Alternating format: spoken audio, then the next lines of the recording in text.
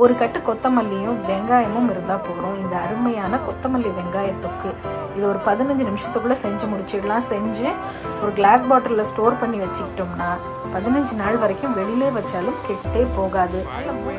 ஒரு கட்டு கொத்தமல்லி எடுத்துக்குங்க. அதை கீழே உள்ள அந்த வேரை மட்டும் கட் பண்ணிவிட்டு அந்த தண்டு வேணும் நமக்கு. தண்டு அந்த இலையோட நல்லா சுத்தமாக வாஷ் பண்ணிவிட்டு நல்லா தண்ணி இல்லாமல் எடுத்து வச்சுக்கிங்க.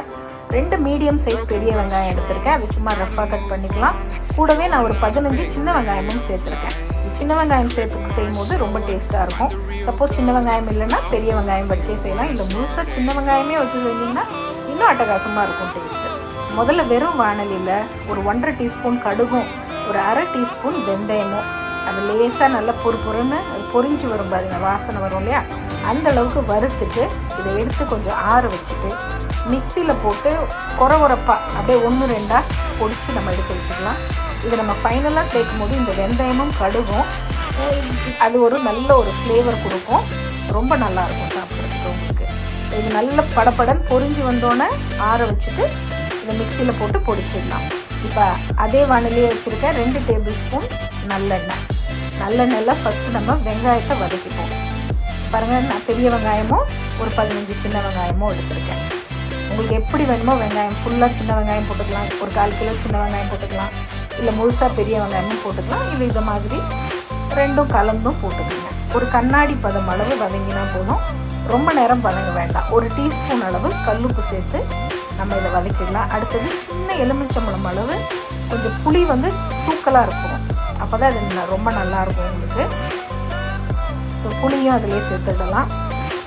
அப்புறம் ஒரு 1/4 டீஸ்பூன் பெருங்காயத்தூள் சேர்க்குறேன். இதையும் சேர்த்து இந்த வெங்காயத்தோடையே ஜஸ்ட் வதக்கி விட்டுடுவோம். 1/4 டீஸ்பூன் பெருங்காயத்தூள். நீங்கள் கட்டி பெருங்காயம் இருந்தாலும் சேர்க்கலாம். ஏன்னா இதை நம்ம வதக்கிட்டு மிக்சியில் போட்டு ஆற வச்சுட்டு அரைக்க தான் போகிறோம். அதனால் கட்டி பெருங்காயமும் போட்டுக்கலாம், இல்லை தூள் பெருங்காயமும் போட்டுக்கலாம். இப்போ இது எல்லாத்தையும் நல்லா ஒரு நிமிஷம் வதக்கி விடுங்க. ஒரு கண்ணாடி பதம் அளவு வதங்கினா போதும். ரொம்ப ப்ரௌனாலாம் வதக்கணும்னு அவசியம் இல்லை. அதுக்கப்புறமா நம்ம மசாலா சேர்க்க போகிறோம். நம்மளுடைய செந்தூர் மசாலாலேருந்து மிளகாய்த்தூள், தனி மிளகாய்த்தூளும் தனி மல்லித்தூளும் தான் சேர்க்க போகிறேன். ஃப்ரெஷ்ஷான மசாலாஸ் உங்கள் வீடு தேடி வரும். வேணுங்கிறவங்க இந்த நம்பருக்கு ஆர்டர் போட்டுக்கோங்க. கிட்டத்தட்ட ஒரு 12 வகையான மசாலாஸ் நம்மக்கிட்ட இருக்குது. இப்போ அடுத்தது செந்தூர் தனி மிளகாய்த்தூளில் 1 டேபிள் ஸ்பூன் அளவு சேர்த்துக்குங்க. செந்தூர் மல்லித்தூளில் 1 டீஸ்பூன் அளவு. ஸோ தூள் போட்டதுக்கப்புறம் ஃப்ளேமை சின்னதாக வச்சுட்டு கொஞ்சம் அந்த பச்சை வாசனை போகிற அளவுக்கு இதை நல்லா வதக்கி வச்சுடுங்க. இப்போ அந்த அளவுக்கு வதங்கிடுச்சு. இப்போ நல்லா சுத்தமாக மண்ணெல்லாம் இல்லாமல் நல்லா க்ளீனாக கழுவி வச்சுருக்க கொத்தமல்லி அதில் சேர்க்கலாம். அதை போட்டு ஒரே ஒரு நிமிஷம் வதக்கினா போதும். ரொம்ப நேரம் நம்ம வதக்க வேண்டாம். அந்த கொத்தமல்லியோட பச்சை வாசனை அப்படியே இருக்கணும். ஏன்னா இதை நம்ம அரைச்சிட்டு மறுபடியும் நல்லெண்ணெய் விட்டு வதக்க போகிறோம். அப்போ தான் உங்களுக்கு ரொம்ப நாள் இருக்கும், அது கெட்டு போகாமல். அதுக்காக தான். இப்போது ஜஸ்ட் ஒரு நிமிஷம் வதக்கி விடுறேன். அப்புறம் ஃப்ளேமை ஆஃப் பண்ணிடலாம். அந்த சூட்டுலேயே கொத்தமல்லி சட்டுன்னு உங்களுக்கு வதங்கிடும். இப்போ இது நல்லா ஆறிடட்டும்.